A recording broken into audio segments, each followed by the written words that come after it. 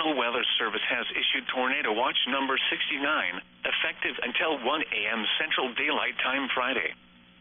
This watch includes the following counties in Texas: Brazos, Burleson, Leon, Madison, Milam, and Robertson. Remember, a tornado watch means the conditions are favorable for the development of severe weather, including tornadoes, large hail, and damaging winds in and close to the watch area. While severe weather may not be imminent, persons should remain alert for rapidly changing weather conditions and listen for later statements and possible warnings.